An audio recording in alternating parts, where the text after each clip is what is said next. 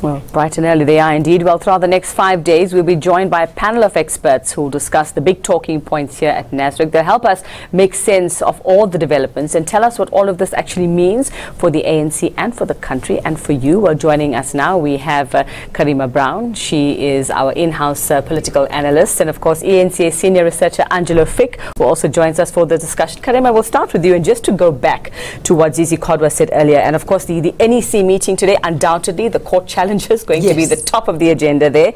And we heard from Zizi Kodwa earlier saying it really is going to have no impact on what happens over the next 5 days, but I don't think so. No, I think Zizi Kodwa is hoping that it will have no impact, but it is indeed going to have an impact. The first one is, of course, that we have another NEC meeting. The last one was meant to be the 14th. And the reason why the NEC is getting together is because 3 provinces are affected. And, of course, what needs to be discussed now is how exactly the impact of that is going to work on the functioning of the conference. So, for example, yesterday in the Free State, we had the PEC, the provincial conference, being declared illegal, null and void, which means the PEC cannot attend.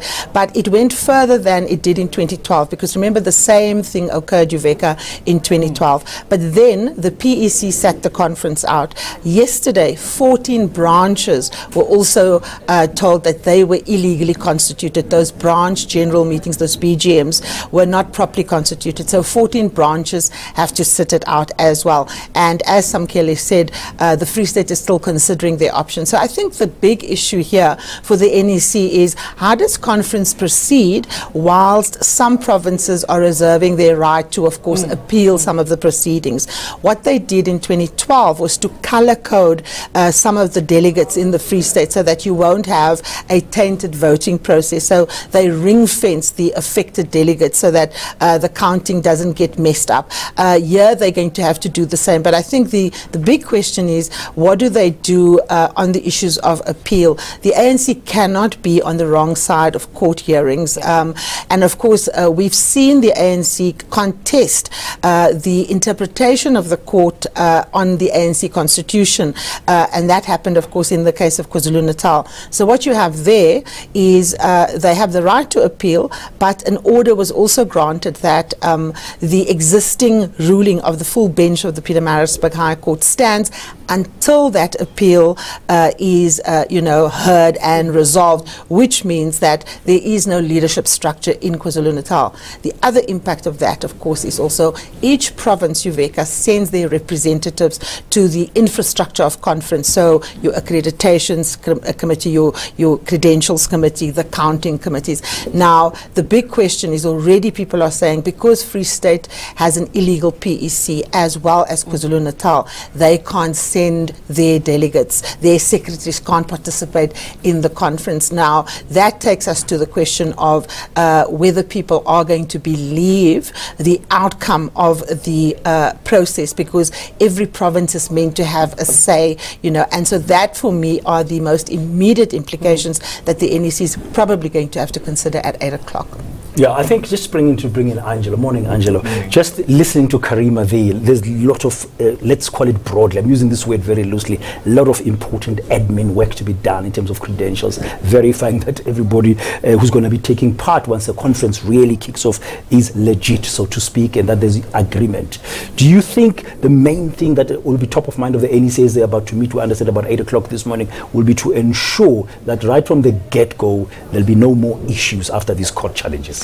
Well, that might be their aim, but that's going to be very difficult to implement. So I think what they're going to focus on is this repeated call to unity, to try and get people on the ground to understand that, one, regardless of what the processes are that they'll put in place, people must buy into those processes, so to speak, that they must understand that there have been problems that are created entirely by ANC organization or disorganization, that the resort to the court systems has not necessarily been in the party's interest, and now the issue needs to be resolved internally. Because this conference has to go ahead if the ANC is to come out of it less bruised than it already is. And as Karima pointed out, there are some short-term concerns, which are those administrative issues, and those concerns must be addressed such that the medium to long-term concerns, which happens after the conference, what happens is that people return, and those people who weren't here, who were excluded for one reason or another must still accept the processes and the decisions, including leadership decisions in elections as well as policy choices that come out of this conference. Judging by what we've seen in the build-up to the conference with the provincial general councils, with branch general meetings, I'm just wondering now, with Matthews Phosa having withdrawn his case in the Mpumalanga case, things could be worse actually for the ANC before the conference starts. What's the likelihood of us having court cases after this conference?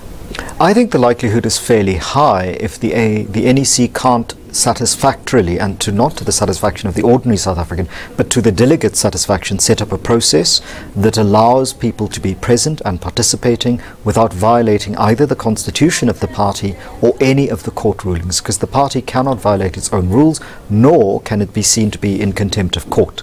So it's a very thin line that the NEC will have to run, because it still has to get buy-in from all the delegates, not just the ones who are excluded, but the ones who are included, who say things like, well, we went through the processes, we legitimately constituted our branch meetings, we went through what was required, we should not be prejudiced by any decision to include people who weren't, shall we say, in line with those processes. So there is, this is not just about placating the people who are affected by the court judgments, they're also about making sure that the people who did go through the complicated admin of getting their results and consequences decided on legitimately, that they are also happy.